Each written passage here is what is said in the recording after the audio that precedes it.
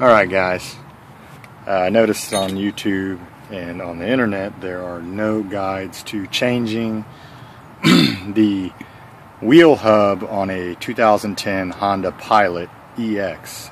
Pretty much any Honda Pilot, even the four-wheel drives, the front hub is exactly the same. It's actually, if you look back in here,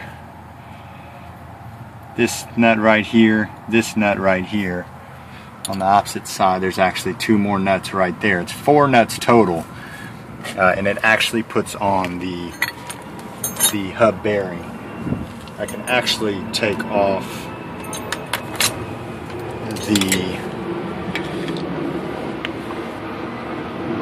the rotor here, give you a better look at it.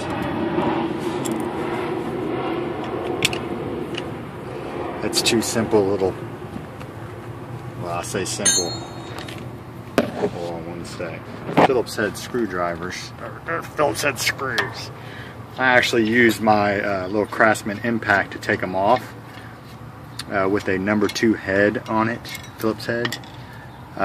Anything smaller than that and you'll strip the Phillips head screw.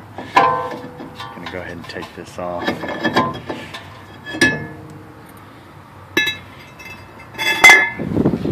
That is the new hub I just put on.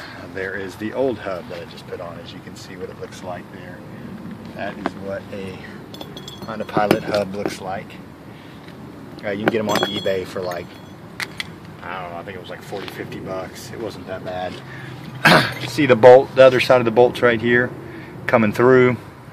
You will have to pry this thing open here for the spindle nut. You're going to have to bend that back up. You want to get that up really well, because if you don't, when you take this off, it'll strip out the threads all the way out. And I've done that before in the past on a Toyota Corolla, and it was not fun putting it back on. It actually takes a socket. It was a 35, I want to say, nope, 36 millimeter socket. It fits right over the head of that bad boy. I got it from Advanced Auto Parts, the socket. I had a bunch of sockets, but none of them fit, so I had to buy this 36 socket. And you want a 6-point socket, not the 18 or 16-point socket, whichever one that one is. I forget how many points it has. Anyways, you bend this piece up, take it off. You have to get like an impact, or you have to get a breaker bar or something. Make sure you have somebody hold the brake or something. You don't want to damage your transmission trying to yank on it on the drive shaft. Another thing you'll have to do is once you get that out, you have to kind of beat. I beat on the side here, beat on the side here, beat here, just beat all the way around with my mallet here. Just beat on it, and eventually this piece, this whole shaft right here, will start coming out slowly, and you just gotta kind of finagle it back and forth, beating it here, beating it there. It'll eventually come all off. Make sure you don't forget to put this back on in the right way. It goes between the actual what they call this A-arm and the hub bearing assembly. That's what this is right here. It goes in between there. Next thing I got to do is, like I said, I've got to put back on the rotor here. Now it actually goes on a certain way. If you notice, there's 2 little Phillips head screw holes. It actually goes on and matches the 2 Phillips head screws that are on the actual hub assembly. So you want to make sure that's done right.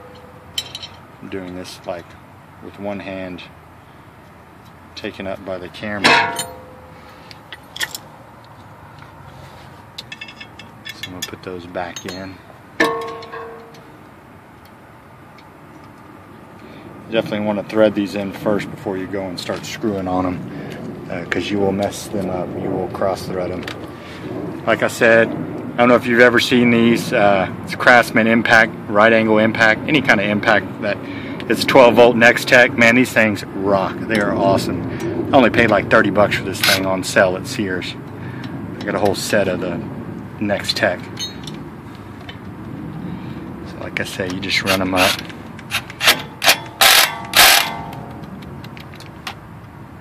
You can do this with a regular Phillips head.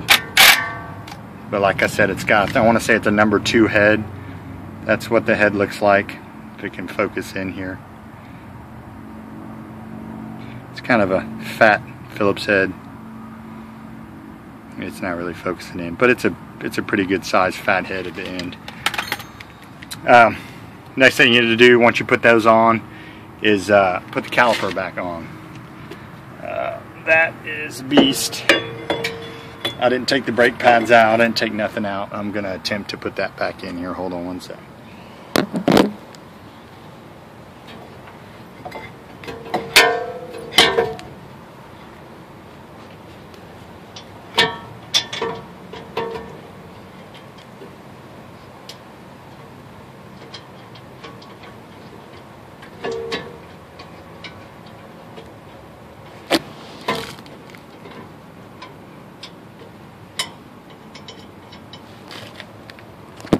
Alright, that didn't take too long.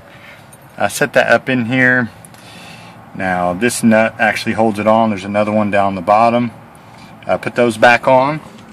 Once you do that, all you've got to do is put your wheel back on, your lug nuts, drop the truck, and drive down the road and hope you don't get any more howling noises.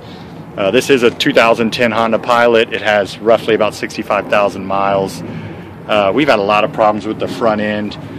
The struts on the front end, we had them replaced by Honda.